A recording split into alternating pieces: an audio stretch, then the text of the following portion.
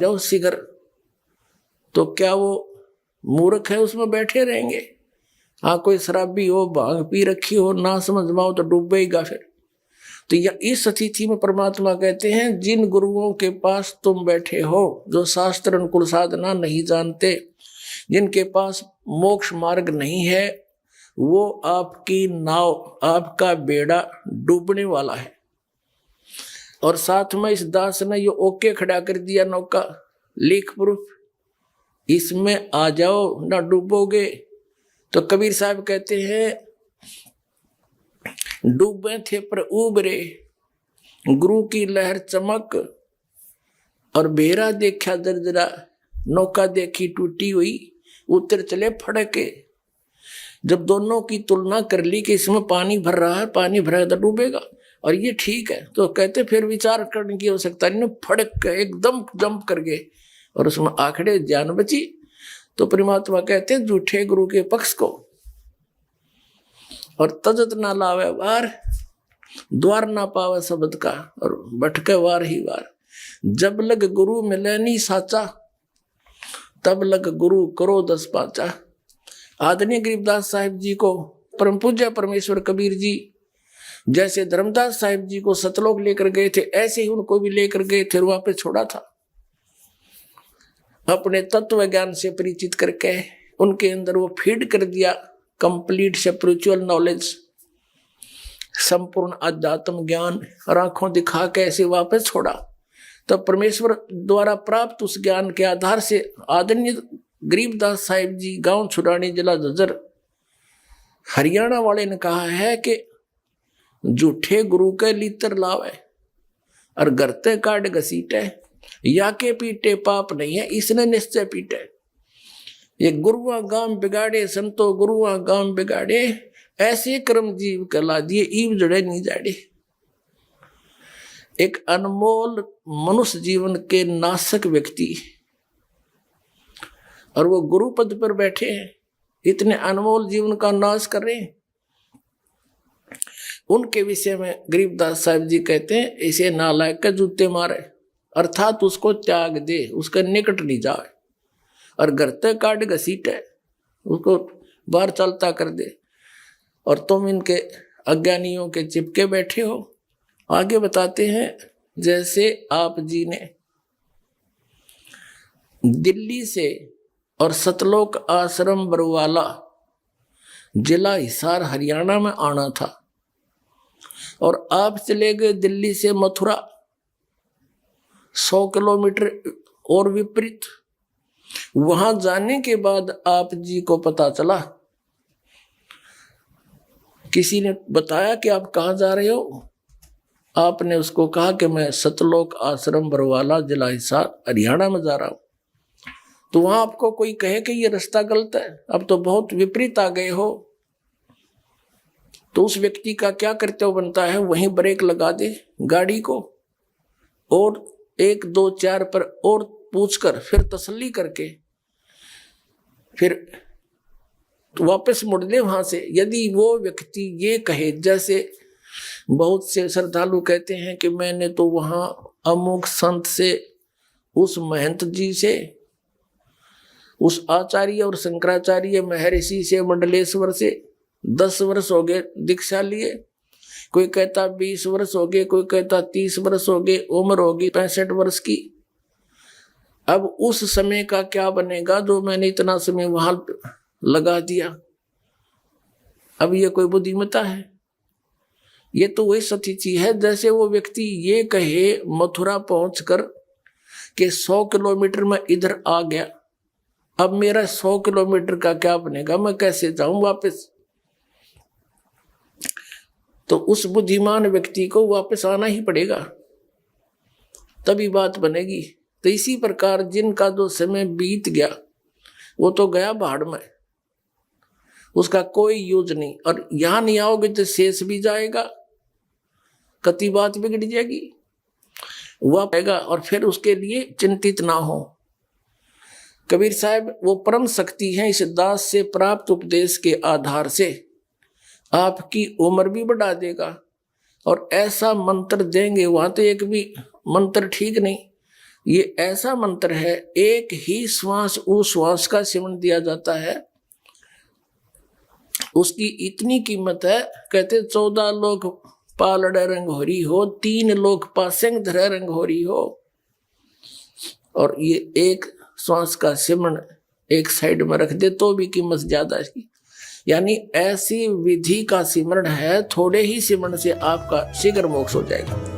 वही पूर्ण गुरु अर्थात तत्वदर्शी संत से तत्व ज्ञान प्राप्ति के लिए गीता ज्ञान दाता ने गीता अध्याय 4 श्लोक 34 में भी कहा है कि हे अर्जुन, पूर्ण परमात्मा के वास्तविक ज्ञान व समाधान को जानने वाले संतों को भली भांति दंडवत प्रणाम करने से, उनकी सेवा करने से और कपट छोड़कर सरलता पूर्वक प्रश्न करने से वे पूर्ण ब्रह्म को तत्व से जानने वाले अर्थात तत्वदर्शी ज्ञानी महात्मा तुझे उस तत्व ज्ञान का उपदेश करेंगे।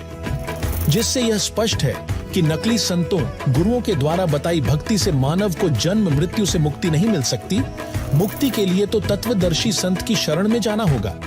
प्रभु प्रेमी श्रद्धालु भगवान को खुश करने के लिए व भगवान से लाभ प्राप्त करने के लिए अनेकों तीर्थ करते हैं, व्रत रखते हैं, गंगा स्नान आदि धार्मिक क्रियाएं करते हैं।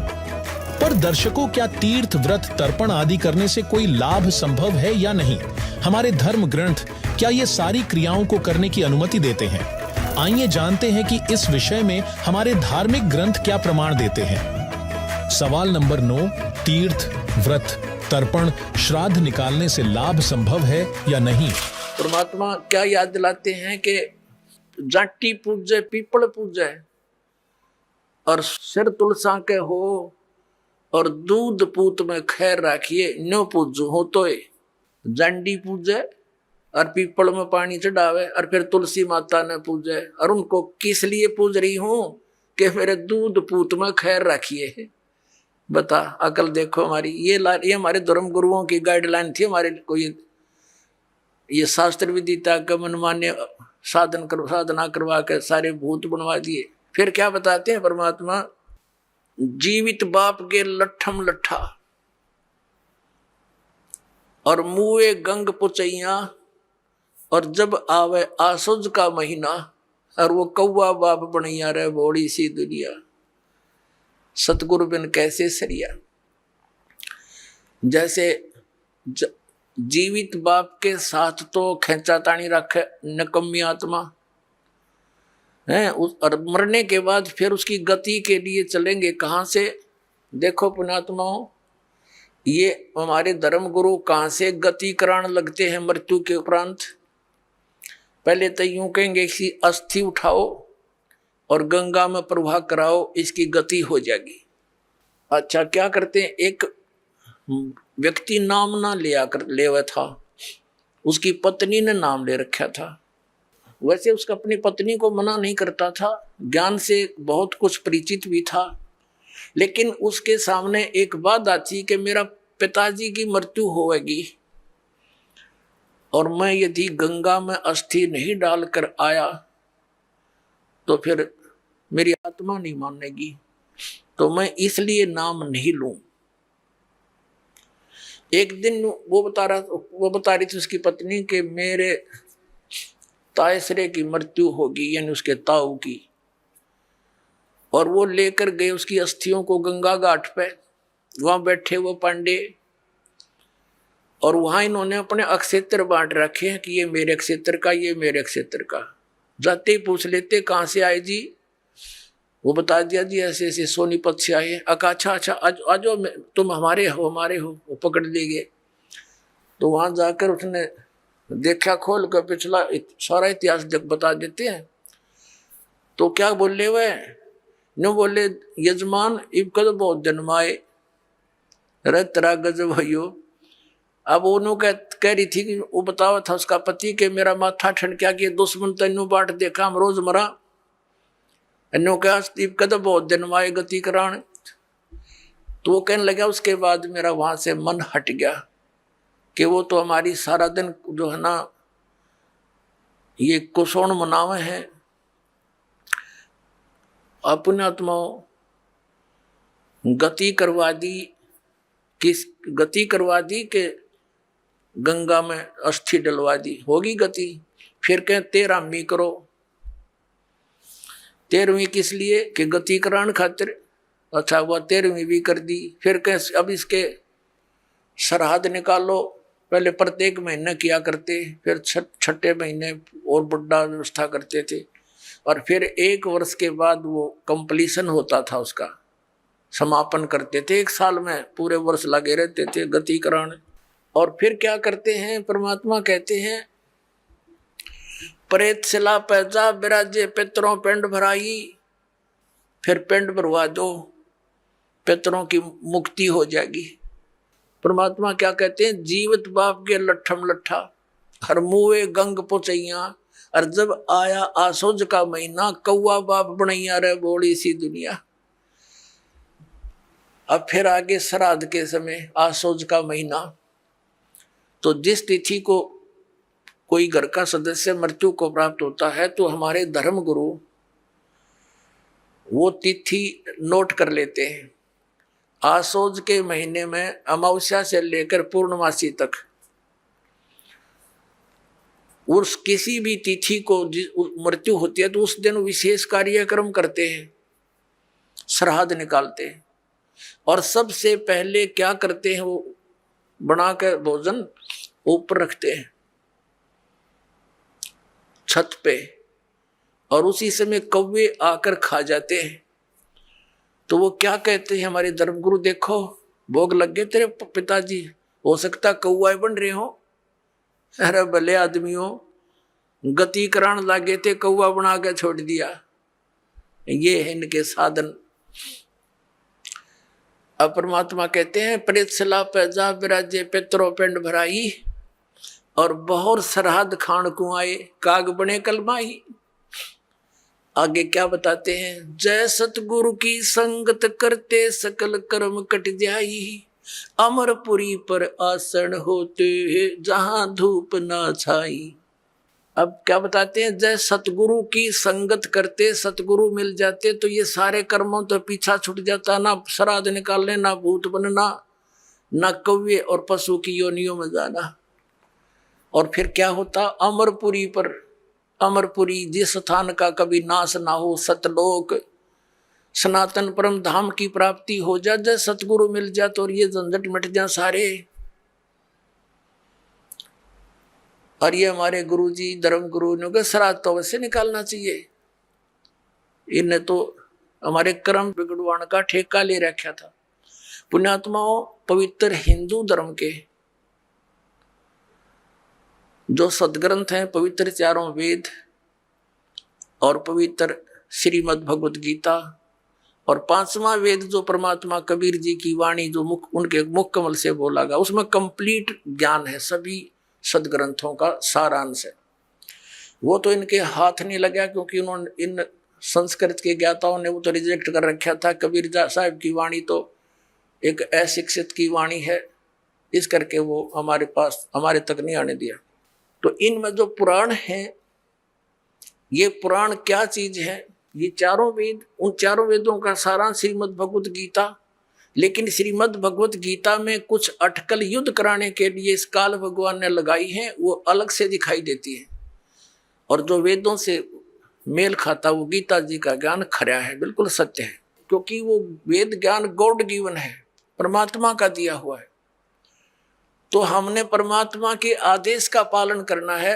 और पुराण क्या है, ये ब्रह्मा जी द्वारा दिया गया ज्ञान, ब्रह्मा जी से सुना, फिर कुछ अन्य ऋषियों ने किसी और से सुना हुआ ज्ञान, वो सब खिचड़ी बना के पुराण बना दी। अब वेदों में इन श्राद्ध आदि कर्म कांड का निषेध है, और गीता जी में निषेध 9वें अध्याय के 25वें श्लोक में स्पष्ट किया है, भूत पूजने वाले भूत बनेंगे। ये देखिएगा, श्रीमद् भगवत गीता, गीता प्रेस गोरखपुर से प्रकाशित है, जयदयाल गोविंद का इसके अनुवादक है। अध्याय नंबर 9 का ये है, अध्याय नंबर 9 श्रीमद् भगवत गीता, श्लोक नंबर 25। देवताओं को पूजने वाले देवताओं को प्राप्त होंगे, पितरों को पूजने वाले पितरों को प्राप्त होते हैं, और भूतों को पूजने वाले भूतों को प्राप्त होते हैं। और मेरा पूजन करने वाले मुझको ही प्राप्त होते हैं। अब ये श्राद्ध कितना आगे फिर। अब आपको दिखाते हैं एक झलक पुराणों में क्या लिखा है। एक मार्कंडेय पुराण है। एक रुचि नाम के ब्राह्मण थे, ऋषि, और उसने वेदों को समझा पढ़ा। ये ज्ञानी आत्मा थे कि मनुष्य जीवन केवल मोक्ष प्राप्ति के लिए प्राप्त होता है। इसलिए उसने ना तो विवाह कराया, ब्रह्मचारी पद पर रहते हुए 40 वर्ष की उम्र हो गई थी और अपना जंगल में वन में रहता था, कोई मकान झोंपड़ी भी नहीं डाल रखी थी। ये सोच करके मोक्ष प्राप्ति करानी है, क्या संग्रह करना है, 2 दिन का जीवन है। अब वो वेदों अनुसार साधना कर रहा था, रुचि ऋषि। और उसके जो पिताजी, दादाजी, परदादाजी, चौथा दादाजी वो मर चुके थे, वह भूत बन रहे थे, और वह भी ऋषि थे, ब्राह्मण थे। उनने भी ये कर्म कांड करे और करवाए थे, तो भूता बनेंगे वह। तो वो चारों दिखाई दिए और कहा, बेटा तूने विवाह क्यों नहीं करवाया? विवाह करवा के तुम हमारा श्राद्ध करता है और हमारी गति हो जाती। अब रुचि कहने लगा कि पितामहो, वेद में तो ये मना कर रखा है, ये श्राद्ध श्रुद्ध निकालना, ये कर्म कांड करना, ये तो मूर्खों का मार्ग है। और वो पितर भी कहते हैं, बेटा है तो ऐसा ही, इसमें कोई संदेह नहीं, मिथ्या नहीं है, सच्चाई है। लेकिन हमारा क्या होगा? अब तुम बाढ़ में जाओ, थारा क्या होगा? आप मरे, अरे पुत्र ने और मरवाने के लिए तैयार करे। या देखो मार्कंडेय पुराण, ये गीता प्रेस गोरखपुर से प्रकाशित है। गीता प्रेस गोरखपुर से प्रकाशित है। ये गीता प्रेस गोरखपुर से प्रकाशित है। ये 242 पृष्ठ पे संक्षिप्त मार्कंडेय पुराण, रोच्य मुनि की उत्पत्ति कथा। मार्कंडेय जी कहते हैं कि ब्राह्मण, पूर्व काल की बात है, प्रजापति रुचि ममता और अहंकार से रहित इस पृथ्वी पर विचरते थे। उन्हें किसी से भय नहीं था, वे बहुत कम सोते थे। उन्होंने न तो अग्नि की स्थापना की थी, न अपने लिए घर ही बना रखा था। वे एक बार भोजन करते और बिना आश्रम के ही रहते थे। उन्हें सब प्रकार की आसक्तियों से रहित एवं मुनिवर्ती में देख उनके पितरों ने उनसे कहा, ये देखिए, ये चारों आगे भूत बन रहे, ये देखो, ये रुचि ऋषि है, ये इनके पहले बने हुए वो पंडित जी सारे भूत पूज का भूत बन गए। अब ये दिख गए इसने सारे इकट्ठे। पितर बोले, बेटा विवाह स्वर्ग और अपवर्ग का हेतु होने के कारण एक पुण्यमय कार्य है। ये तो इन पितरों के वचन हैं, ये तो पितरों के वचन है जो अपनी सलाह दे रहे हैं। अब देखना, उसे तुमने क्यों नहीं किया? ग्रस्त पुरुष समस्त देवताओं, पितरों, ऋषियों और अतिथियों की पूजा करके पुण्यमय लोकों को प्राप्त करता है। वह सभा के उच्चारण से देवताओं को, शब्द से पितरों को तथा अन्नदान, बलि, वैष्णदेव आदि से भूत आदि प्राणियों एवं अतिथियों को उनका भाग समर्पित करता है। बेटा, हम ऐसा मानते हैं कि ग्रस्त आश्रम को स्वीकार न करने पर तुम्हें इस जीवन में कलेश पर कलेश उठाना पड़ेगा तथा मृत्यु के बाद और दूसरे जन्म में भी कलेश ही भोगना पड़ेगा। रुचि ने कहा, पितरगण, परिग्रह मात्र ही अत्यंत दुख एवं पाप का कारण होता है तथा उसे मनुष्य की अधोगति होती है, उससे मनुष्य की अधोगति होती है। यही सोचकर मैंने पहले से त्री संग्रह नहीं किया। अब यहां देखो, पितर बोले, बेटा जितेंद्रिय होकर आत्मा का प्रक्षालन करना उचित है, किंतु तुम जिस मार्ग पर चल रहे हो वह मोक्ष मार्ग है। बता, इसने तो घटिया मान रहे मोक्ष मार्ग ने कि तुम जो कर्म कर रहे हो, जिस मार्ग पर चले तो मोक्ष मार्ग है। हरिभाम बतावांगे पितृवृंद का मार्ग। देखिए, रुचि ने पूछा, पितामहो, वेद में कर्म मार्ग को अविद्या कहा गया है, जो तुम सलाह दे रहे हो वो कर्म कांड, श्राद्ध श्रुद्ध निकालना, पितृ पूजना, वो तो मूर्खों की विद्या, अविद्या का है, मूर्खों का सलाह कही है। फिर क्यों आप लोग मुझे उस मार्ग में लगाते हैं? पितृ भी कहते हैं, पितृ बोले यह सत्य है कि कर्म को अविद्या ही कहा गया है, इसमें तनिक भी मिथ्या नहीं। फिर थारा शर बच गया, फिर क्या रह गया बता भाई? ये हमारे पुराणों में लिखा है। अब इस बात को पितृ भी मानते हैं। आप जो साधना करें तो मोक्ष मार्ग है, और आप फिर उसको सलाह दे रहे हैं भूत पूज, श्राद्ध निकाल, ब्याह करवा, और यो नरक मार्ग है। और आप भी मानते हैं कि आप जो मार्ग अपना रहे हो तो मोक्ष मार्ग है।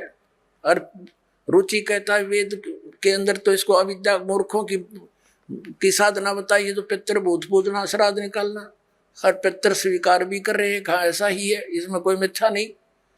फिर ये बकवाद घट रखी, अगर मुगरुम ऐसा कर लो, पितृ ऐसा कर देते हैं, पितृ पुत्र दे देते हैं, टट्टू दे देते हैं, अपा भूखे मरे, बतावे हम मूर्ख बना रखा है।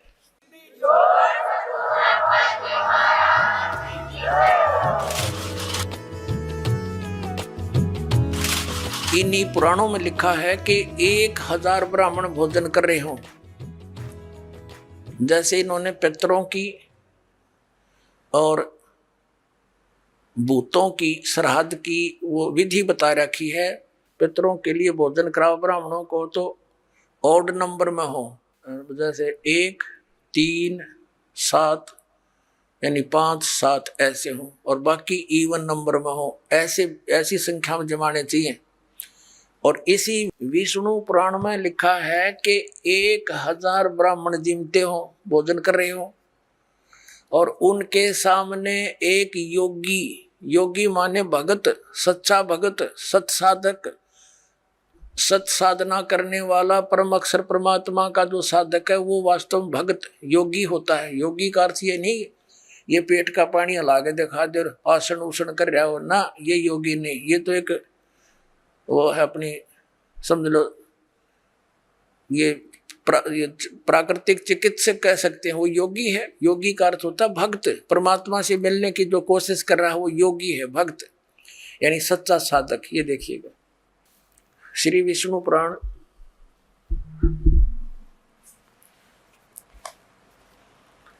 गीता प्रेस गोरखपुर से प्रकाशित है।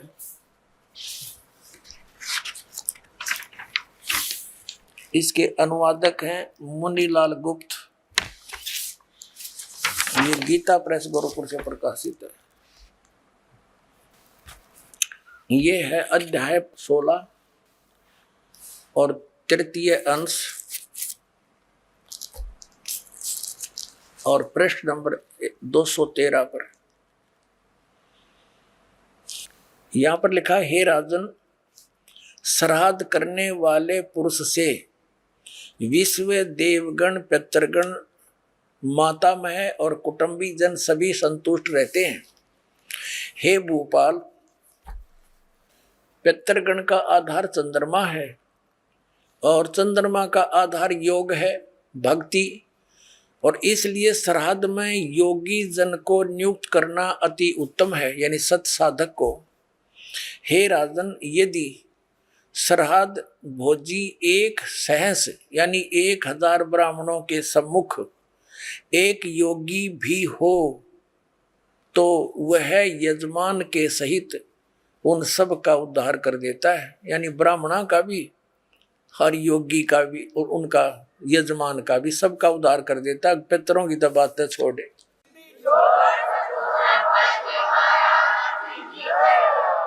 अब पुण्यात्माओं, यहाँ पर आप सब योगी हैं और जो भक्त आपके यहाँ दान करता है वो आपको जमा रहा है, तो आपके पितरों का तो वही उद्धार हो जाएगा। ये सत्कर मान लियो। ये इतना गजब का मार्ग है जो हमारे प्राणों, जो सत्य है वो तो इन्होंने ग्रहण की नहीं, इन्होंने असत्य ग्रहण कर ली। अब पुण्यात्माओं, जैसे वेद, आपने रुचि ऋषि की कथा में देख लिया मार्कंडेय पुराण में कि वेद में इसको अविद्या कहा है, कर्म कांड को। और पितर भी मानते हैं क्योंकि वह भी ब्राह्मण थे, ऋषि थे। अरे वो नो कहे हमारी दुर्गति हो जाएगी, जय दूसरा आदमी निकालेगा। अब जैसे एक श्रद्धालु कहता है कि जैसे हमारे पिताजी दिखाई दे जा और वो कहें बेटा श्राद्ध निकाल दे, तो हम क्यों नहीं निकालेंगे, निकालना तो पड़ेगा। कोई बात है यार। अपनात्मा उसका तरीका है। जैसे किसी का बालक और कुएं में गिर गया, उसका वो तो चिल्ला रहा है डूब गया डूब गया, उसका क्या इलाज है? गिल्ले डूब जा, डांक मार दे, छलांग लगा दे, वो भी मरे गिल्ले। उसकी विधि है उसको भी बचाने की। पहले रस्सी बांध एक ऊपर मजबूत सी, उसको नीचे डालो, उसको पकड़ कर जा, उसने भी काट के लिया। तो ये पितर दिखाई दे जा ऐसे कोई है तो उसका गेल नहीं डूबे, उस श्राद्ध न नहीं करे। वो तो कुएं में छलांग लगाने वाली बात होगी, गिल्ले मर गया। उसके लिए ये रस्सा है जो दास आपको देगा। ये सत भक्ति करो, इस तरह ये दान धर्म करो, और उन पितरा का वीर सब कहेंगे उद्धार अपने आप होता चलेगा। ये आपने पढ़ भी लिया। क्योंकि सत साधक ये भक्त है, या लाखों योगी जी में एक महीने के अंदर आकर के हैं, और फिर वो एक कह के जमान में इतना लाभ बता रहे। तो ये तत्व ज्ञान और शास्त्र अनुकूल साधना, इसे आपका भी कल्याण और आपके पितरों का।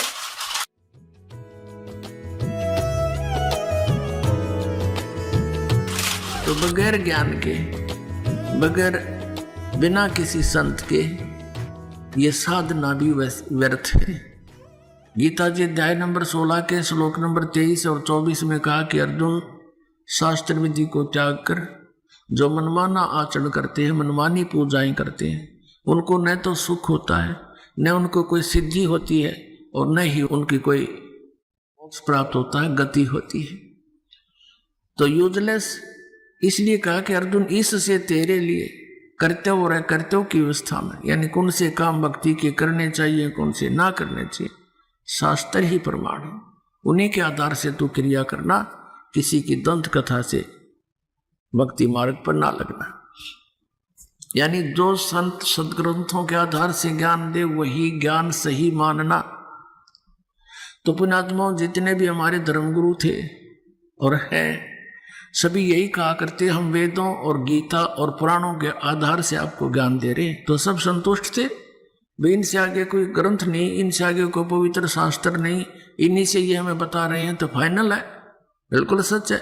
लेकिन वह झूठे थे, वो अज्ञानी थे, तत्व ज्ञानहीन प्राणी थे, जिनने हमारे सदग्रंथों को भी नहीं जाना और हमें लोक वेद दंत कथा सुना के जीवन नाश कर दिया। जिससे यह स्पष्ट होता है कि वेद और गीता में कहीं भी श्राद्ध, पिंडदान, तर्पण का आदेश नहीं है। इससे यह शास्त्र विरुद्ध मनमाना आचरण हुआ, जिसके विषय में गीता अध्याय 16 श्लोक 23 में कहा गया है कि शास्त्र विरुद्ध साधना से कोई लाभ नहीं होता। दर्शकों, गीता अध्याय 9 के श्लोक 25 में कहा है कि देवताओं को पूजने वाले देवताओं को प्राप्त होते हैं, पितरों को पूजने वाले पितरों को प्राप्त होते हैं, भूतों को पूजने वाले यानी पिंड दान करने वाले भूतों को प्राप्त होते हैं, अर्थात भूत बन जाते हैं। शास्त्रानुकूल यानी पवित्र वेदों व गीता अनुसार पूजा करने वाले मुझको ही प्राप्त होते हैं, अर्थात काल द्वारा निर्मित स्वर्ग व महास्वर्ग आदि में कुछ ज्यादा समय मौज कर लेते हैं। गीता जी व पवित्र वेद यह प्रभु का संविधान है, जिसमें केवल एक पूर्ण परमात्मा की पूजा का ही विधान है। अन्य देवताओं, पितरों, भूतों की पूजा करना मना है। दर्शकों, पवित्र गीता जी के ज्ञान को उस समय बोला गया था जब महाभारत का युद्ध होने जा रहा था। अर्जुन ने युद्ध करने से इनकार कर दिया था, फिर भी युद्ध क्यों हो रहा था? दर्शकों, गीता जी अध्याय 11 श्लोक 32 में श्री कृष्ण जी ने खुद को काल कहा। इसका क्या कारण था? कालोऽस्मि लोकक्षयकृत् प्रवृद्धो लोकान् समाहर्तुमिह प्रवृत्तः ऋते विद्वां न भविष्यन्ति सर्वे येव स्थिताः प्रत्यनीकेषु योधाः। इस श्लोक में श्री कृष्ण जी ने अर्जुन से कहा कि अर्जुन, मैं बड़ा हुआ काल हूँ और सबको खाने के लिए प्रकट हुआ हूँ। पर दोस्तों, श्री कृष्ण जी तो काल नहीं थे। श्री कृष्ण जी तो सत्वगुणी है तथा श्री कृष्ण जी तो भगवान विष्णु जी के अवतार थे जिनकी 4 भुजाएं हैं। तो दोस्तों यहाँ से प्रश्न उठता है कि आखिर सवाल नंबर 10, श्री कृष्ण जी काल नहीं थे, फिर गीता बोलने वाला प्रभु कौन है? अब पुण्यात्माओं, अब हम आपको श्रीमद् भगवत गीता जी का ज्ञान किसने बोला ये थोड़े से संक्षिप्त में सुनाएंगे।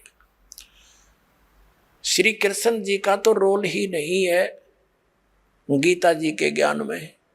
कैसे कि श्री कृष्ण जी युद्ध के पक्ष में नहीं थे इस महाभारत के युद्ध में, और 3 बार वो गए हैं शांति दूत बनकर, समझाने की चेष्टा की है कौरव और पांडवों को।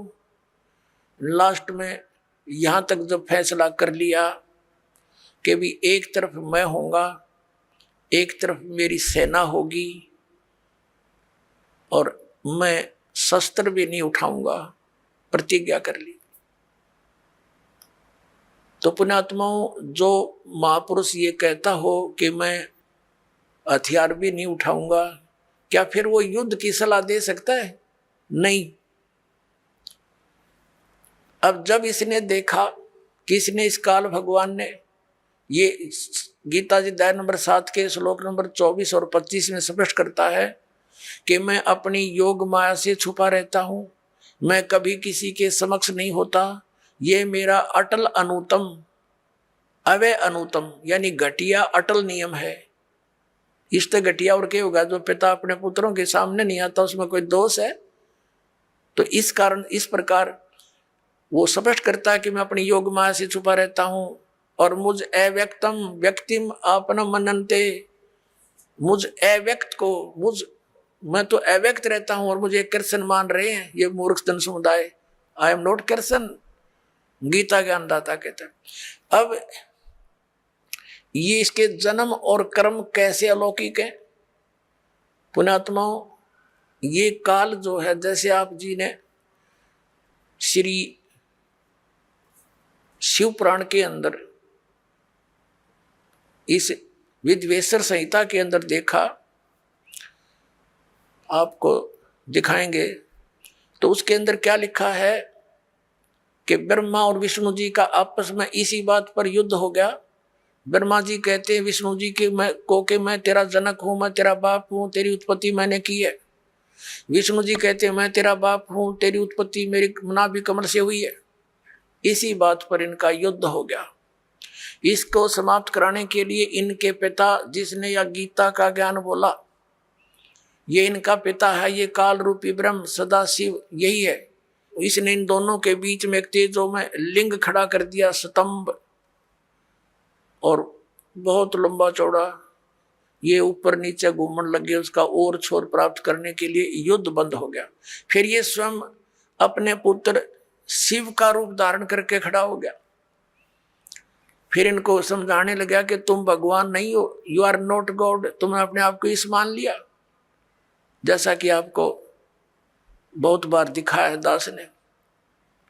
फिर ये कहता है कि पुत्रों ब्रह्मा और विष्णु को कि तुमने जो 2 कृत 2 डिपार्टमेंट जैसे उत्पत्ति और सतिथि का तुमने मुझसे प्राप्त किए तपस्या करके, इसी प्रकार 2 कृत महेश्वर और रुद्र को ने प्राप्त किए मेरे से। तो इसका मतलब ये 5वां है जो श्री शिव पुराण का ज्ञान और ब्रह्मा विष्णु को जो ज्ञान दे रहा है, यो इनका पिता है।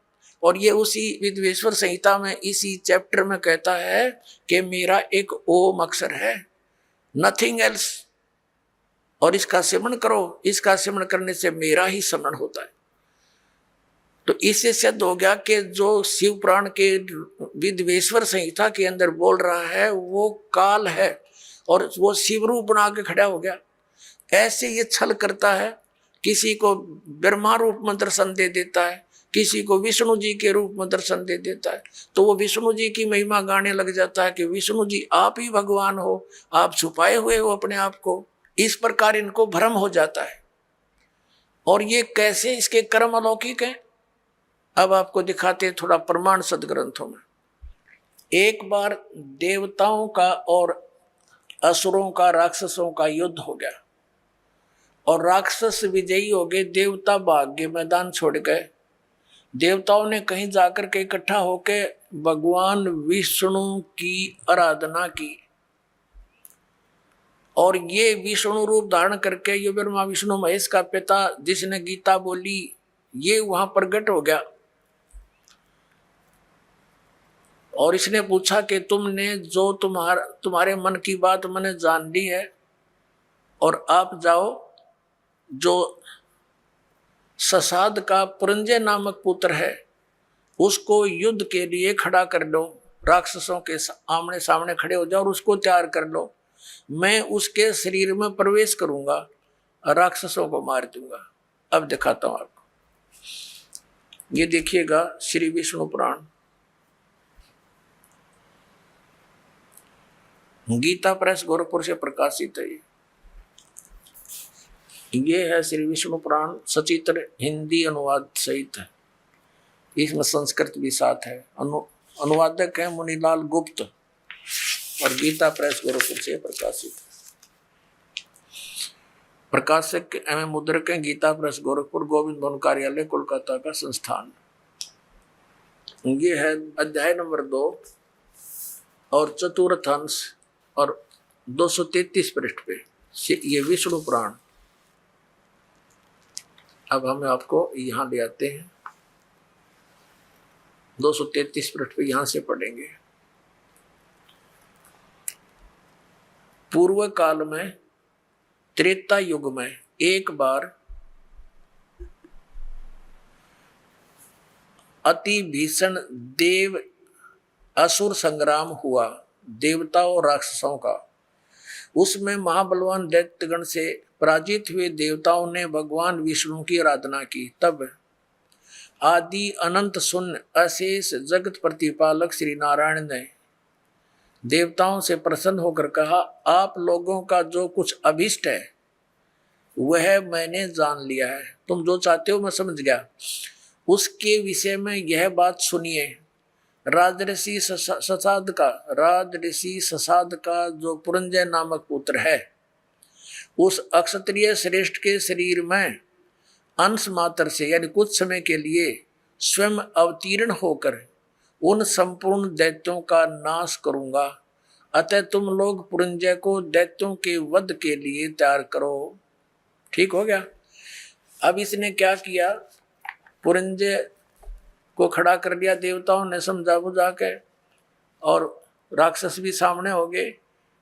ये काल जो है उस पुरंजय के अंदर प्रवेश कर गया, क्योंकि ये 1000 भुजा का 1000 कला का मालिक है। ब्रह्मा विष्णु महेश 4 ये 16 कला के मालिक हैं, तो इसमें शक्ति ज्यादा। इसने उन सब राक्षसों को मार डाला। तो अब दूसरा उदाहरण देते हैं आपको। एक समय गंधर्वों का और नाग वंशियों का, नाग गोत्र के व्यक्तियों का आपस में युद्ध हो गया। तो गंधर्वों ने नागों को पराजित कर दिया और उनके सब धन लूट लिया। तो फिर नाग वंशियों ने यानी नाग गोत्र वाले व्यक्तियों ने इकट्ठे होकर भगवान विष्णु की आराधना की। फिर ये विष्णु रूप में काल प्रकट हो गया। इसने कहा कि आप जाओ और ऐसे ही पुरुकुत्स को तैयार करो, पुरुकुत्स को उसको तैयार करो, उसके शरीर में प्रवेश करके मैं गंधर्व का नाश कर दूंगा। अब देखो प्रमाण, ये है अध्याय नंबर 3 और श्लोक नंबर 200। ये श्री विष्णु पुराण, ये है अध्याय नंबर 3 और चतुर्थ अंश श्री विष्णु पुराण, पृष्ठ 242 पे, यहाँ नीचे आइएगा। तीसरा अध्याय। पूर्व काल में रसातल में मोने नामक 6 करोड़ गंधर्व रहते थे। उन्होंने समस्त नाग कुल के प्रधान रतन और अधिकार छीन लिए थे। गंधर्वों के पराक्रम से अपमानित उन नागेश्वरों द्वारा स्तुति किए जाने पर उसके श्रवण करने से जिनकी विकसित कमल सदृश आंखें खुल गई हैं, निंद्रा के अंत में जागे हुए उन जलशाही भगवान सर्वदेवेश्वर को प्रणाम कर उनसे नाग गुणों ने कहा, भगवान इन गंधर्वों से उत्पन्न हुआ हमारा भय किस प्रकार शांत हो। तब आदि अनंत रहित भगवान पुरुषोत्तम ने कहा, युवनासव के पुत्र मानधाता का जो यह पुरकुत्स नामक पुत्र है, उसमें प्रविष्ट होकर मैं स्पष्ट कर दिया, प्रविष्ट होकर उसमें प्रवेश करके मैं उन संपूर्ण दुष्ट गंधर्वों का नाश कर दूंगा। हो गया स्पष्ट।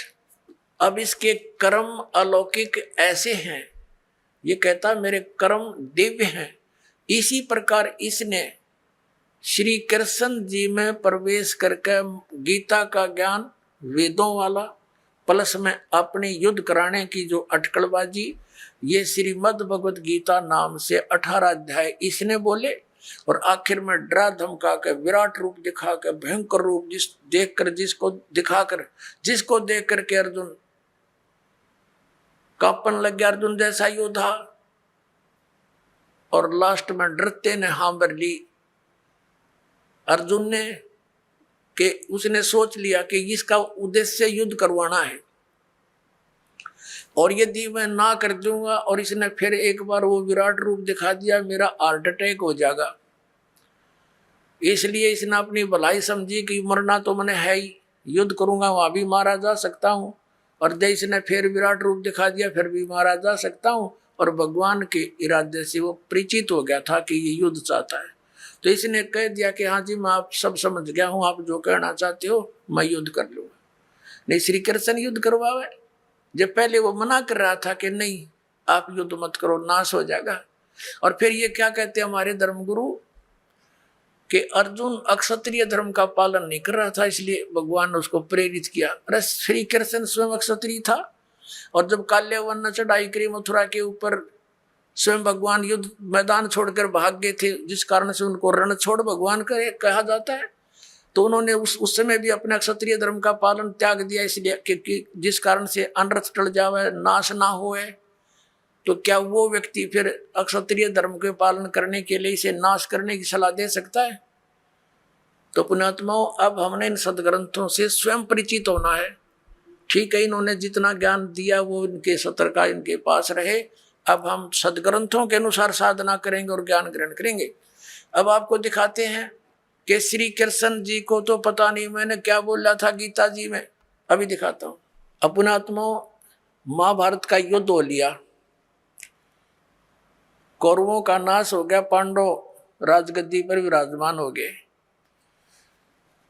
उसमें श्री कृष्ण के अंदर से काल निकल गया, ओनली श्री कृष्ण विद्यमान था, प्रेजेंट था। एक दिन श्री कृष्ण जी ने कहा कि अब मैं वापस जाता हूं द्वारका को और तुम अपना राज करो। अर्जुन ने कहा कि भगवान आप हमें कुछ सत्संग अध्यात्म ज्ञान सुना कर जाओ, क्योंकि आप हमारे गुरु हो, एक सत्संग करके जाइयो। जब श्रोतागण सामने बैठे थे, अर्जुन और कृष्ण वहां पर टहल रहे थे, सत्संग का समय के इंतजार कर रहे थे, श्रद्धालु आ रहे थे। तब श्री कृष्ण जी से अर्जुन ने कहा, भगवान कृपा मुझे वही ज्ञान सुनाना जो आपने युद्ध के दौरान सुनाया था, यानी वो गीता जी का ज्ञान बताना। अब मैं भूल गया हूं, बुद्धि के दोष से मुझे याद नहीं रहा। श्री कृष्ण जी कहते हैं कि तू बड़ा श्रद्धाहीन है अर्जुन, तू बड़ा बुद्धिहीन है, तूने उस ज्ञान को याद क्यों नहीं रखा?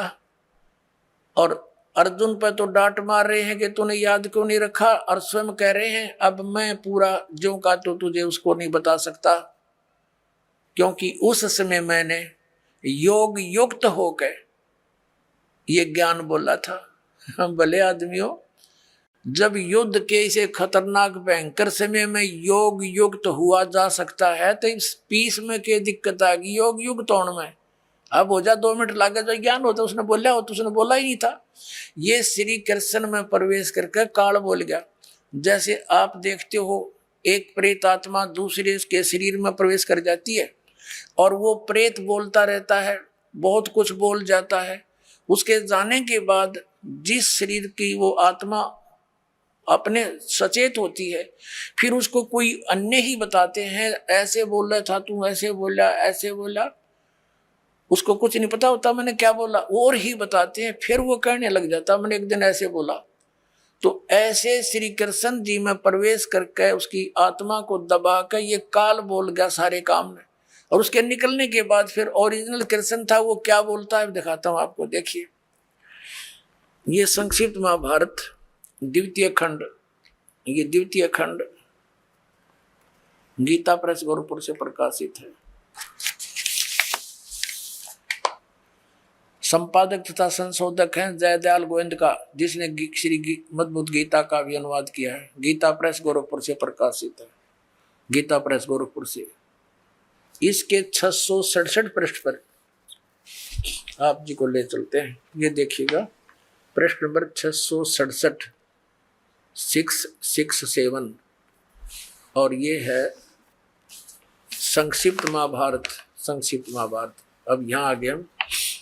जन्मेजय ने पूछा, ब्रह्मन, शत्रुओं का नाश हो जाने के बाद जब महात्मा श्री कृष्ण और अर्जुन सभा में बैठकर वार्तालाप कर रहे थे, उस समय उनमें क्या बातचीत हुई? तो वैशंपायन जी कहते हैं, कहा राजन, श्री कृष्ण के सहित अर्जुन ने जब अपने राज्य पर पूरा अधिकार प्राप्त कर लिया तो वे दिव्य सभा भवन में आनंद से रहने लगे। एक दिन सज्जनों से घिरे हुए वे दोनों मित्र स्वेच्छा से घूमते घूमते सभा मंडप के ऐसे भाग में पहुंचे जो स्वर्ग के समान सुंदर था। पांडुनंदन अर्जुन श्री कृष्ण के साथ रहकर बहुत प्रसन्न थे।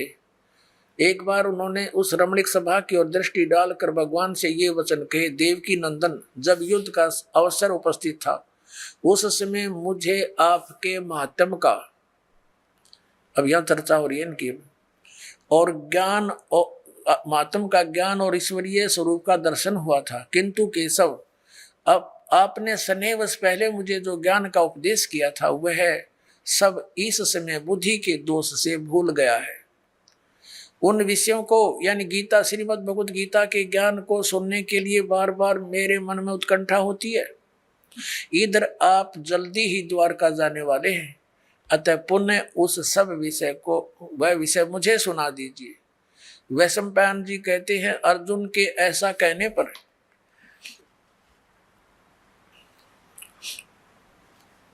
वक्ताओं में श्रेष्ठ महातेजस्वी भगवान श्री कृष्ण ने उन्हें गले से लगाकर इस प्रकार उत्तर दिया। श्री कृष्ण बोले, अर्जुन, उस समय मैंने तुम्हें अत्यंत गोपनीय विषय का श्रवण कराया था, अपने स्वरूप भूत धर्म सनातन पुरुषोत्तम तत्व का परिचय दिया था और नित्य लोकों का भी वर्णन किया था, किंतु तुमने जो अपनी नासमझी के कारण उस उपदेश को याद नहीं रखा, यह जानकर मुझे बड़ा खेद हुआ है। उन बातों को अब पूरा पूरा स्मरण होना संभव नहीं जान पड़ता। पांडुनंदन, निश्चय ही तुम बड़े श्रद्धाहीन हो, तुम्हारी बुद्धि अच्छी नहीं जान पड़ती। अब मेरे लिए उस उपदेश को ज्यों का त्यों दोहरा देना कठिन है, क्योंकि उस समय योग युक्त होकर मैंने परमात्म तत्व का वर्णन किया था। अब पुण्यात्मा, अब आपके कति समझ में आ जाएगी। यु ज्ञान बोलिया किसने? श्री कृष्ण जी का था रोल नहीं गीता के ज्ञान में। अब ये खुद कह रहे हैं कि मैंने, अब जैसे ये दास आपको ये सत्संग सुना रहा है और आप मुझे 10 वर्ष के बाद पूछ दियो, जी इस विषय पर जो आपने ये सत्संग किया था कृपा फिर सुनाइयो, कभी सुन लो, उसी से मैं सुना दूंगा, क्योंकि वो मैंने अपने होश हवास में सुना रखा है। और मेरे अंदर कोई प्रेत बोल रहा है तो फिर मैं ये बात बोलूंगा तो श्री कृष्ण बोल रहे हैं कि तुमने याद नहीं रखा, तुम कैसे व्यक्ति हो, श्रद्धाहीन हो, बुद्धिहीन हो। अरे भले आदमियों, ये दास सत्संग करेगा और प्रथम बार जो श्रोता इस सत्संग को सुनेगा 20% याद रहता उसको, और मैं फिर डांट मारूं कि तुमने याद क्यों नहीं रखा, तो इससे सिद्ध है कि खिसियानी बिल्ली खंबा नोच रही है, यानी उसको ज्ञान नहीं खुद को, और उसको धमका रहा है कि तूने याद क्यों नहीं रखा, तेरा के बिजली गिर गई। अब तो आपको क्या हो गया, जब ऐसे भयंकर युद्ध के समय में आदमी योग युक्त हो सकता है, इतना शांत है, सब तरह से बिल्कुल पीस ऑफ माइंड है, आराम से योग युक्त हो सकते हैं, भाव कहने का ये पुणात्माओं, श्री कृष्ण जी का तो रोल ही नहीं था गीता के ज्ञान देने में। अब श्रीमद् भगवत गीता का ज्ञान दिया किसने है? ये काल ने दिया। गीता जी अध्याय नंबर 11 के श्लोक नंबर 32 में स्वयं कहता है कि अर्जुन मैं काल हूं और देख तेरे सामने ये मेरा वास्तविक रूप है, और इस रूप का यानी जो मैंने अब तुझे ये रूप दिखा है, इस रूप का पहले ना तो किसी ने पहले दर्शन हुआ ना आगे कोई कर सकता। ये तेरे ऊपर रहम करके मैंने ये अपना विराट रूप दिखा। पुणात्माओं, यदि श्री कृष्ण जी बोल रहे होते गीता तो ये शब्द नहीं कहते कि ये मेरा विराट रूप पहले किसी ने नहीं देखा, क्योंकि श्री कृष्ण जी तो अपना विराट रूप कौरवों की सभा में दिखा चुके थे। उस विराट में दिन रात का अंतर है। अपनात्माओं, एक तो 60 वाट का बल्ब हो, ट्यूब हो, और एक हो 1000 वाट की, तो कितना अंतर है? ट्यूब दोनों है, लेकिन वो 1000 वाट वाली 60 वाट वाली से भिन्न होती है। तो इसी प्रकार इन दोनों ने ही विराट रूप दिखाया था, उसमें भिन्नता थी। और ये शब्द श्री कृष्ण जी नहीं कह सकते कि पहले किसी ने नहीं देखा और आगे कोई नहीं देख सकता। तो इससे सिद्ध है गीता ज्ञानदाता श्री कृष्ण नहीं उसके अंदर प्रवेश करके काल बोल रहा। वो 1000 भुजा का भगवान है, 1000 कला का है, सहस्रा बाहु। अब 11वें अध्याय के 21वें श्लोक में अर्जुन कहता है कि हे सहस्रा बाहु, हे 1000 भुजा वाले भगवान, अपने उसी चतुर्भुज रूप में आ जाओ। क्योंकि वो श्री कृष्ण मान रहा था उसको, और श्री कृष्ण इज विष्णु, विष्णु जी जो है ये 4 भुजा के भगवान है। अब इस दास की नजरों से आपको पता चलेगा कि श्रीमद् भगवत गीता का ज्ञान किसने बोला।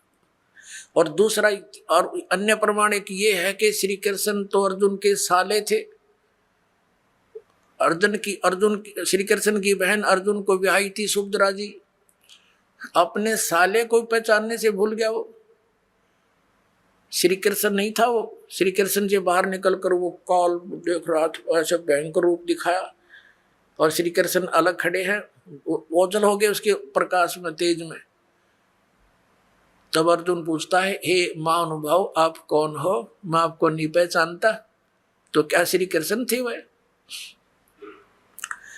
और भी ढेर सारे प्रमाण हैं कि श्री कृष्ण जी ने गीता का ज्ञान नहीं कहा। श्री कृष्ण जी ने पहले कभी काल नहीं कहा अपने आप को, बाद में कभी काल नहीं कहा। श्री कृष्ण जी के पास तो ये जितनी गौवें थी, ग्वाल बाल थे, गोपियां थी, सब आकर के प्यार पाते थे, उसकी तरफ देखते रहते थे, निहारते रहते थे। क्या वो काल हो सकते हैं? तो पुण्यात्मा, श्रीमद् भगवत गीता का ज्ञान इस सर्वपुरुष ब्रह्म ने दिया, जो ब्रह्मा विष्णु महेश का पिता है, और इसी को हमारे धर्म गुरु, इसी को परम ब्रह्म बोलते हैं। इस काल को कि ये मूर्ति रहित है, ये आकार में आया तो सदाशिव बन गया, ब्रह्मा जी बताते हैं। और फिर इसने अपने शरीर से एक स्त्री की निकाली अपने शरीर से, जो इसके श्री अंग से अलग होने वाली नहीं थी। वो कौन थी? वो दुर्गा थी। वो परमेश्वर ने निकाली थी इस काल के पेट से, जो आपको सृष्टि रचना में बहुत बार बताया और सुनाया गया है। तो ये श्री शिव पुराण के अंदर आप देखते हो, रुद्र संहिता के अंदर आपको कल भी दिखाया था और भी दिखाएंगे समय आने पर। तो उसके अंदर स्पष्ट है कि श्री दुर्गा जी से और श्री शिव यानी इस कसत काल रूपी भगवान से विष्णु जी की उत्पत्ति हुई, इन दोनों के सृष्टि क्रम से, और ऐसे ही ब्रह्मा जी की उत्पत्ति की। और फिर विद्वेश्वर संहिता में ये आपने देख लिया, 5 बोलने वाला ये अलग है, और शिव, विष्णु, ब्रह्मा और रुद्र, ये चारों को ये उपदेश दे रहा है। तो ये काल रूपी ब्रह्म जो है, इसने गीता जी का ज्ञान बोला, और इसने अपनी सतिथि बताई कि तेरे और मेरे बहुत जन्म हो चुके, अर्जुन तो नहीं जानता, मैं जानता हूँ। और इसलिए परम अक्षर ब्रह्म की तरफ 18वें अध्याय के 62वें श्लोक में इसने कहा है, यदि तूने पूर्ण मोक्ष चाहिए, परम शांति की अवस्था चाहिए, तो उस परम अक्षर ब्रह्म की शरण में जा, उसकी कृपा से ही तू परम शांति को और सनातन परम धाम को प्राप्त होगा। फिर उसके लिए ऑप्शन छोड़ दिया कि उसके लिए तत्वदर्शी संतों की खोज कर, वो संत जैसे बताएं तू वैसे भक्ति कर, तब तेरा पूर्ण कल्याण होगा। बोलो सतगुरुदेव।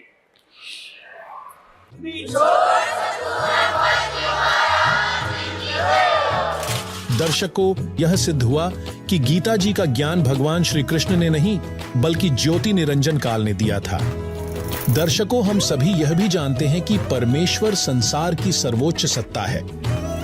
परमात्मा को पाने के लिए प्रभु प्रेमी लोग साधुजन हिमालय पर, जंगलों आदि पर जाकर समाधि लगाते हैं, संन्यास लेते हैं तथा अन्य बहुत सी क्रियाएं करते हैं। पर क्या परमात्मा को पाने की यह सही विधि है? सभी धर्मों के गुरुओं और लोगों का कहना है कि सबका मालिक एक है। फिर भी सभी धर्मों में अलग अलग भगवान को पूजा जाता है। तो कौन है सबका मालिक, जिसने सारी सृष्टि की रचना की, जिसके बारे में हमारे धर्म शास्त्रों में बताया गया है? सवाल नंबर 11, पूर्ण परमात्मा कौन तथा कैसा है, कहां रहता है, कैसे मिलता है, किसने देखा है?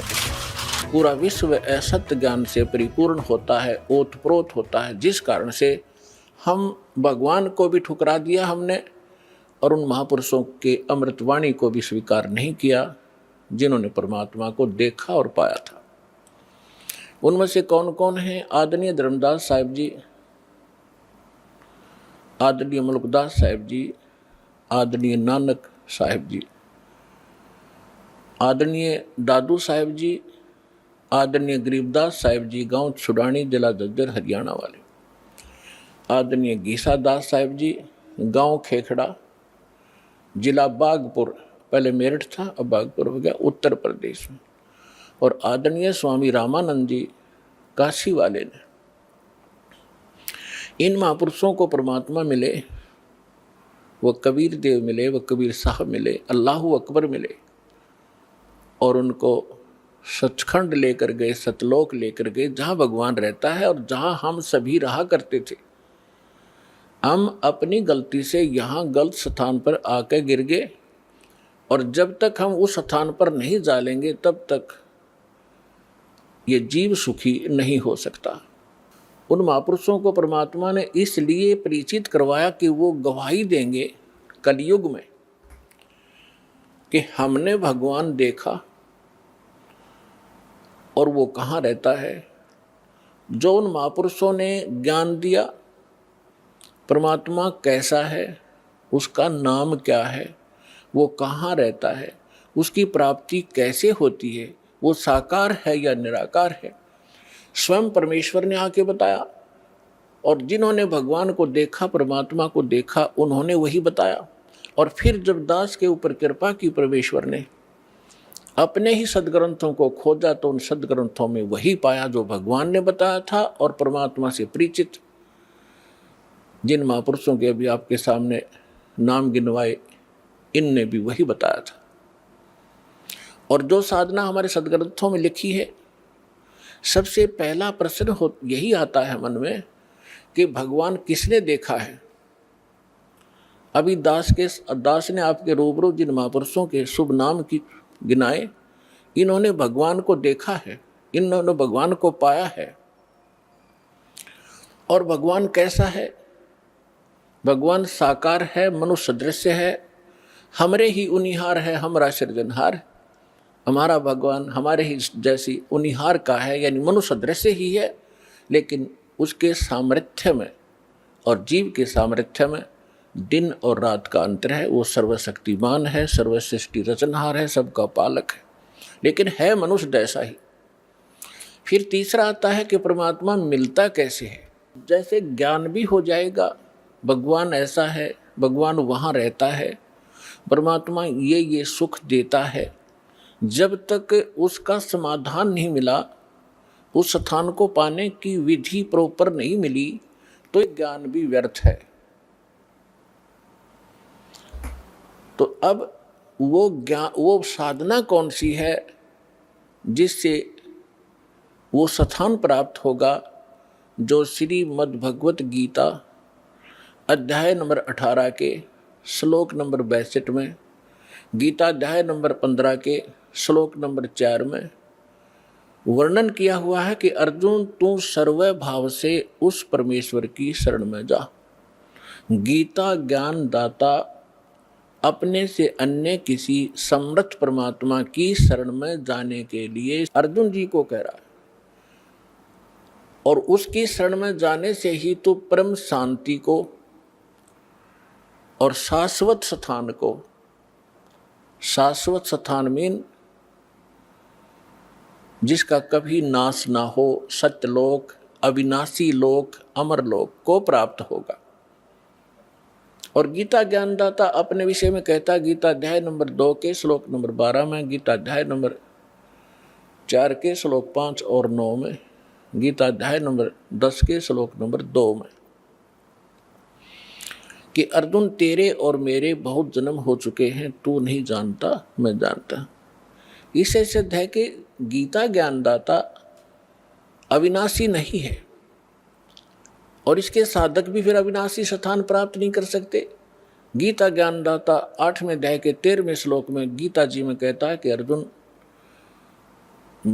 मुझ ब्रह्म का केवल एक मंत्र है, और इसकी जो साधना करता है अंतिम सांस तक, मरते दम तक, वो इस ओम से मिलने वाली परम गति को प्राप्त होता है। ओम से मिलने वाली परम गति कौन सी है? ब्रह्मलोक। ओम ब्रह्म का मंत्र है। ओम के जाप से ब्रह्मलोक प्राप्त होता है। गीता अध्याय नंबर 8 के श्लोक नंबर 16 में स्पष्ट किया है कि ब्रह्मलोक में गए हुए प्राणी भी पुनर्वृत्ति में हैं, वो भी फिर जन्म और मृत्यु के इस चक्कर में गिरे ही रहते हैं। गीता अध्याय नंबर 15 के श्लोक नंबर 4 में कहा कि अर्जुन तत्वदर्शी संत की प्राप्ति के उपरांत परमेश्वर के उस परम पद की खोज करनी चाहिए, जहाँ जाने के बाद साधक फिर लौटकर कभी संसार में नहीं आते। और जिस परमेश्वर ने सब ब्रह्मांडों की रचना की है, जिससे संसार रूपी वृक्ष की प्रवृत्ति विस्तार को प्राप्त हुई है, यानी संसार रूपी वृक्ष का 15वें अध्याय के अंदर एक एग्जाम्पल है, फॉर एग्जाम्पल, उदाहरण के तौर पे बताया है कि ये सारा संसार समझो उल्टा लटका हुआ संसार तुल्य है, वृक्ष तुल्य है। ऊपर को जड़ तो पूर्ण परमात्मा परम अक्षर ब्रह्म है, जो सबका पालन करता है। पेड़ का पालक मूल होता है, जड़ होती है, और बाकी जितना भी तना डार टहनियाँ पत्ते उस मूल से ही आहार प्राप्त करते हैं, खुराक प्राप्त करते हैं। तो वो सबका पालक है, और उसी ने सब ब्रह्मांडों की रचना की है, केवल उसी की भक्ति करो। तो पुण्यात्माओं, आपका सौभाग्य है, आपकी किस्मत न्यारी है, और जिन पुण्यात्माओं को इस मनुष्य जीव, इस कलयुग के अंदर मानव शरीर प्राप्त है, तो वो बहुत ही पुण्यकर्मी प्राणी है पिछले जन्म जन्मांतर का, क्योंकि इस समय में मानव शरीर प्राप्त करना ये आम आत्मा के संस्कार नहीं है। और उससे भी अच्छी आत्माएं वो हैं जो सतलोक आश्रम बरवाला जिला हिसार में आकर दीक्षित हो रहे हैं। धन है उनके माता पिता जिनसे जन्म लिया। यहाँ आने से आपका मोक्ष होगा, आपके परिवार का मोक्ष होगा, आपके सर्व संकट दूर होंगे। सर्व संकट किसी प्रकार के हों, आर्थिक हों, शारीरिक हों, तीन ताप के हों, भूत प्रेत की बाधा हो, ये तो परमात्मा पहले करेगा। उसके बाद फिर आपको इसके पैरेलल ज्ञान भी कराया जाएगा कि ताकि आप इन सुखों को पाकर फिर भूल ना जाओ भगवान को, क्योंकि ये सुख यहाँ का अस्थायी, अक्षणिक है, झूठा है। और इस सुख को पाकर हम मस्त हो जाते हैं, जो हमारी सबसे बड़ी भूल होती है। उसके लिए परमात्मा कबीर परमेश्वर जी कहते हैं कि सुख के माथे पत्थर पड़ो, जो नाम हृदय से जावे, बलिहारी उस दुख के, जो पल पल नाम रटावे। ये परमात्मा परमात्मा खुद बताते हैं कि तुम ऐसे अर्ज लगाया करो मेरे सामने कि हे भगवान ऐसा सुख भी ना देना जिससे आपकी भूल पड़े, बाढ़ में जाओ ऐसा सुख जिस तरह जो भगवान से दूर करे, ऐसा दुख दिए रखना परमात्मा, तेरी याद बनी रहे। आज दास देख रहा है सतलोक आश्रम बरवाला में 80% वो भक्त आ रहे हैं जो काल के सताए हुए हैं, कर्मों से पीड़ित हैं। तो पुण्यात्माओं, घबराना नहीं, समर्थ की शरण आपको प्राप्त हो गई है और ये दुख आपके लिए वरदान सिद्ध होगा। यदि आप दुखी नहीं होते तो इसी तरह की तरह राजनीति में धक्के खाते फिरो या कित और बैठ कर बकवाद गढ़ो, ताश खेलो, वो दुख तुम्हारे लिए वरदान है जो आपको परमात्मा के चरणों में ले आया।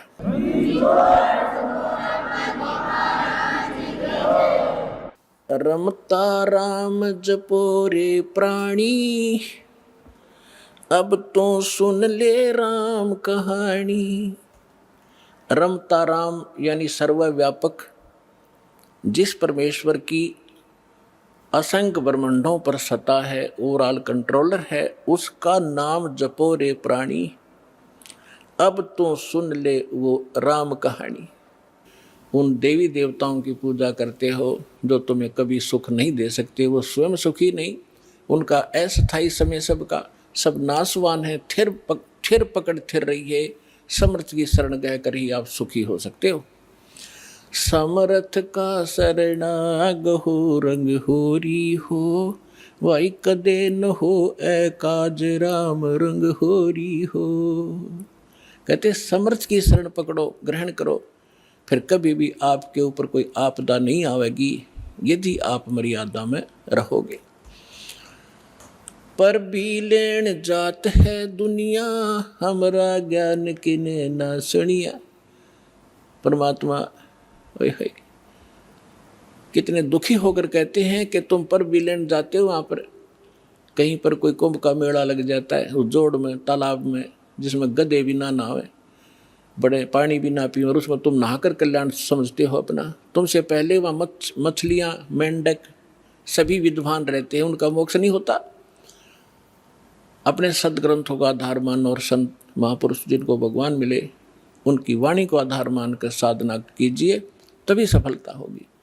तो भगवान कहा करते कि पर भी लेन जात है दुनिया और हमरा ज्ञान किन्हें ना सुनिए। तो यहाँ क्या बताना चाहते हैं भाई, कच्छ मच्छ कूरम ना होते, दौल धरनी नहीं ध्यानी, ये चंद सूरज दो दीपक ना थे, नहीं थे पवन और पानी। ब्रह्मा विष्णु महेश न होते, नहीं लक्ष्मी गौरज रानी, सावतरी नहीं सनकादिक तब होते अलख बिनानी। अब आदरणीय गरीबदास साहिब जी कह रहे हैं परमात्मा से प्राप्त उस यथार्थ ज्ञान के आधार से कि पहले सबसे पहले कुछ भी नहीं था, केवल एक परमात्मा था। और यही हमारे वेद बताते हैं और यही वो महापुरुष बताते हैं और यही परमात्मा स्वयं आकर ज्ञान देते हैं। हम ही अलख अला हैं कुतुब गोस और पीरे, गरीबदास खालिक धनी हमरा नाम कबीरे। ए स्वामी सृष्टा में सृष्टि हमार तीरे, दास गरीब ऊपर बसूं अधर बसूं अवगत सत्य कबीरे।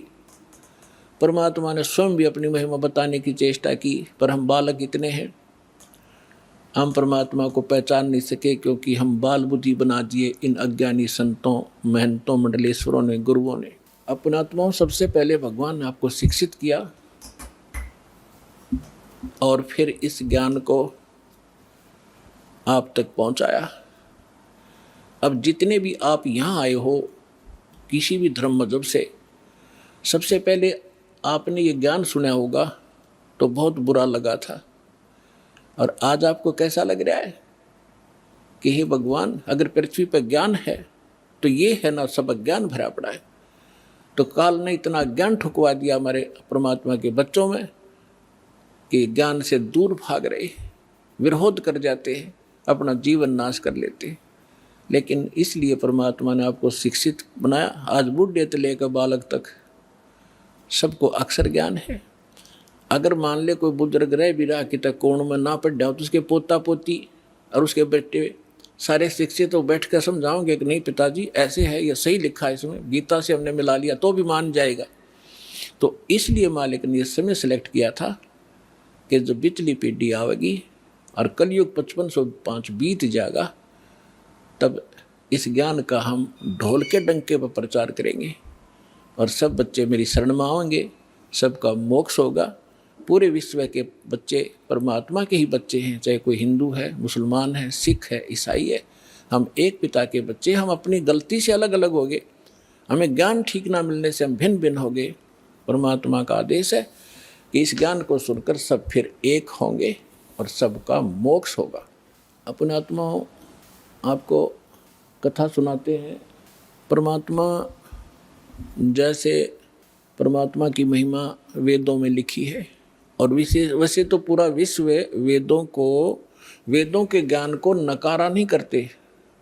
केवल एक पंथ है और उस पंथ की जो ब्रांचें हैं वो ही अपनी मंदबुद्धि के कारण ये कहते हैं कि हम वेदों और गीता को नहीं मानते।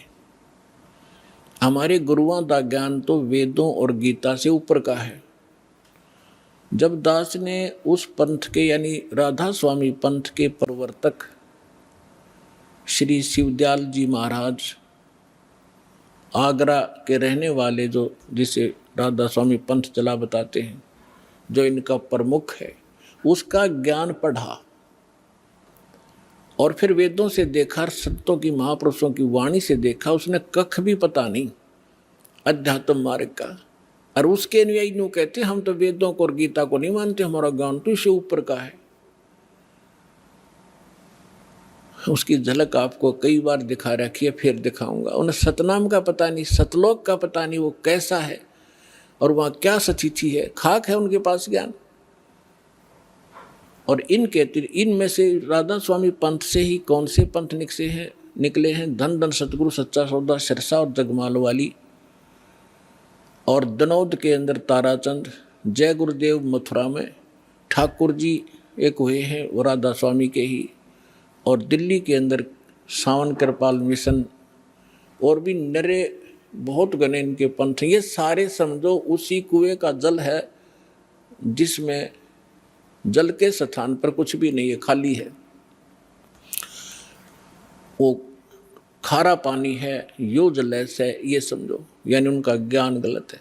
विश्व में कोई भी किसी भी मजहब का आदमी वेदों और गीता को नकारता नहीं, सब मानते। विशेषकर हिंदू धर्म तो मानता ही मानता है। तो दास आप ये समझाना चाहेगा कि जब वेदों में जो ज्ञान लिखा है, परमात्मा कैसा है, कहाँ रहता है, कौन है, कैसे मिलता है, तो फिर कम से कम हिंदू समाज ने पढ़े लिखे हो, एजुकेटेड हो, कोई बालक नहीं बतेरे दिन बह कालिया इन हमारे को, तो आपने तो मानना ही पड़ेगा कि जो वेदों में परमात्मा की डेफिनेशन लिखी है, परमात्मा की महिमा लिखी है, उसकी परिभाषा लिखी है, वो सत्य है। तो वो किसके ऊपर खरी उतरती है? बस 2 मिनट में फैसला हो जाएगा। हु इज गॉड, कौन है वो परमात्मा जिसके विषय में वेद गुण गाते हैं? ऋग्वेद मंडल नंबर 9 सूक्त 86 का मंत्र 26 और 27 में, ऋग्वेद मंडल नंबर 9 सूक्त 82 का 1 2 3 में, ऋग्वेद मंडल नंबर 9 सूक्त 54 मंत्र 3 में, ऋग्वेद मंडल नंबर 9 सूक्त 20 मंत्र 1 में, ऋग्वेद मंडल नंबर 9 सूक्त 1 मंत्र 8 और 9 में, ऋग्वेद मंडल नंबर 9 सूक्त 96 के 16 से 20 में, ऋग्वेद मंडल नंबर 9 सूक्त 94 के मंत्र 1 में, ऋग्वेद मंडल नंबर 9 सूक्त 95 के मंत्र नंबर 2 में, और भी अनेकों स्थानों पर। इसमें क्या लिखा है कि वो कबीर देव, कबीर साहब, कबीर भगवान वो ऊपर सतलोक में, अमरलोक के तीसरे भाग में वहाँ बैठा है, सभी ब्रह्मांडों के ऊपर। भुवनो सर्व भुवनो ओपरी तिष्ठति, सभी ब्रह्मांडों के सभी भवनों के ऊपर विराजमान है और वो सिंहासन पर बैठा है जैसे राजा होते, राजा बैठते हैं, राजा के समान है, देखने में मनुष्य सदृश है। और वहाँ से गति करके आता है। अच्छी आत्मा जो नेक दृढ़ भक्त होते हैं उनको मिलता है, उनको तत्व ज्ञान से परिचित कराता है। और वो परमात्मा एक कवियों की तरह आचरण करता हुआ एक प्रसिद्ध कवि की भी उपाधि प्राप्त करता है और स्थान स्थान पर जाकर ऊंचे शोर में गरज गरज कर अपनी वाणी को स्वयं ही कहीं खड़ा होकर के बोलने लग जाता है। और अपनी महिमा की वाणी को लोकोक्तियों के माध्यम से, दोहों के माध्यम से, शब्दों के माध्यम से, वाणी के माध्यम से वो बोल बोल कर गा के सुनाता है, जिस कारण से एक प्रसिद्ध कवियों में से भी एक प्रसिद्ध कवि कहलाता है। लेकिन वो भगवान होता है, वो समरस होता है। तो ये क्वालिटी किसके अंदर है? ये तो वेदों ने बताया। और फिर के भगवान मनुष्य सदृश है, वहां से चल कर आया, तख्त पर बैठा है, सिंहासन पर बैठा है। और जिन महापुरुषों के दास ने नाम गिनाए, एक बार फिर नाम गिनाता हूं, क्योंकि ऐसे महापुरुषों के बार बार नाम लेने से भी हमारी आत्मा शुद्ध होती है। आदरणीय धर्मदास साहिब जी, आदरणीय मुल्कदास साहिब जी, आदरणीय नानक देव साहिब जी, आदरणीय दादू साहिब जी, आदरणीय गरीबदास साहिब जी, गांव छुड़ानी, जिला जज्जर हरियाणा वाले, आदरणीय घीसा दास साहिब जी, गांव खेखड़ा, जिला बागपुर, उत्तर प्रदेश वाले, आदरणीय स्वामी रामानंद जी, काशी वाले। अपनात्माओं, दास जिन महापुरुषों के नाम गिना रहा है, आप ये ना समझना कि जहाँ ये रहा करते वहाँ बड़ी भक्ति होगी, वहाँ कख नहीं किसी के पास। कई भक्त इस भूल में धक्के खान चले गए, वहाँ कोई छुड़ानी चला गया, और उनका जब देखा हाल फिर आया वापस। तो पुण्यात्माओं, क्योंकि हम पहले यहाँ भटक चुके हो, अब बार बार ना भटकना, इसलिए दास आपको आगाह करता है। ये संत महापुरुष खड़े हुए, लेकिन वो भी उस महापुरुषों के इस ज्ञान से परिचित नहीं है। इन महापुरुषों ने फिर यही बताया। क्या बताया? जैसे नानक साहब ने कहा, धर्मदास जी ने तो कलम तोड़ रखी है, पूरा कबीर सागर लिख रखा है भगवान कबीर साहब के बारे में कि ये पूर्ण परमात्मा है। मैंने सचखंड में जाकर देखा, वहाँ सिंहासन पर विराजमान थे, बड़ा तेजोमय शरीर था इन्हीं का। फिर वही मुझे फिर यहाँ मथुरा में मिले दोबारा आकर के, लेकिन यहाँ उनका तेज इतना नहीं था जितना सतलोक में था।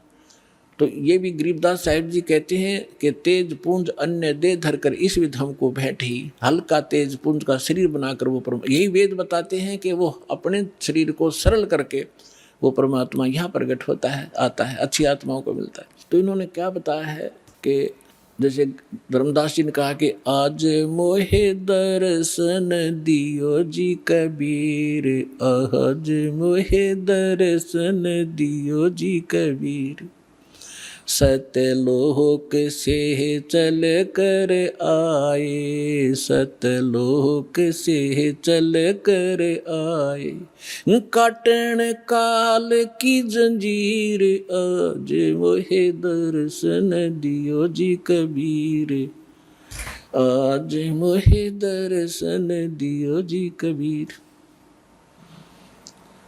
नानक साहिब ने कहा है, मुल्कदास जी ने कहा है, जपो रे मन परमेश्वर नाम कबीर, जपो रे मन साहेब नाम कबीर।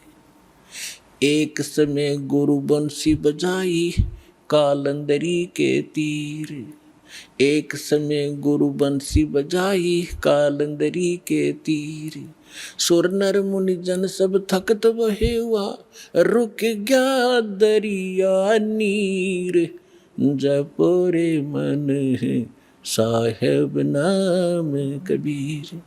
दोनों दीन का झगड़ा ठन गया, टोहा न पाया शरीर, जपो रे मन साहेब नाम कबीर। दास मलूक सलूक कहत है, खोजो खसम कबीर, जपो रे मन परमेश्वर नाम कबीर। नानक साहब जी कहते हैं, फाई सूरत मुलुक की वेश, ए ठगवाड़ा ठक्की देश, खरासी आना बोता वार, ये धानक रूप रहा करता। श्री गुरु ग्रंथ साहिब जी के प्रश्न नंबर 24 पन्ने पर ये वाणी अंकित है कि एक सवान दुई सवानी नाल भलके भौकाई सदा ब्याल, कूड़ छुरा मूठा झूठा मर्दार, और ये धानक रूप रहा करता। फाई सूरत मुलुक की वेश। फिर नानक साहब जी कहते हैं, तेरा एक नाम तारे संसार, मैं एहो आस एहे आधार, ये धानक रूप रहा करता। फाई सूरत मुलुक की वेश, ए ठगवाड़ा ठगी देश, खरासियाना बहुता वार, ये धानक रूप रहा करता। और प्रश्न नंबर 731 पे कहा है कि अंधा चुंदला नीच जात परदेसी, मेरा छिन आवे चल जावे, और जाकी संगत नानक रंदा, कैसे मूड़ा पावे। गुरु ग्रंथ साहिब जी के प्रश्न नंबर 721 पर लिखा है, एक अर्ज गुप्तम पेश तो दर कून करतार, हक्का कबीर करीम तू बे अपरवरदिगार, नानक बुगोयत जन तुरा, तेरे चाकरा पा खाक्स फाकाक। तो फिर आदमी दादू साहिब जी ने कहा है, जिन मुझको निज नाम दिया, सोए सतगुरु हमारे, दादू दूसरा कोई नहीं, ये कबीर सिरजनहारे। अब जो प्रसंग चल रहा है, जिन महापुरुषों ने परमात्मा को देखा, उन्होंने बताया कि वो भगवान ऊपर रहता है, ऊपर, और वहां से चल कर आता है, हमें मिला, उसको मिला, ऐसे मिला, सारे प्रमाण है हमारे पास। अब वेद क्या बताते उस परमात्मा के बारे में, वो क्या लीला करता है।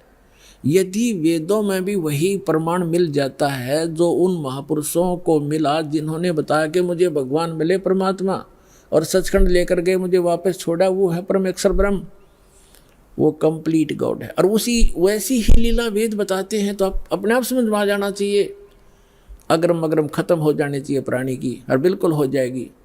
और कहते हैं, आंखों देख कर भी जो नहीं मानता, जानबूझ साची तजय,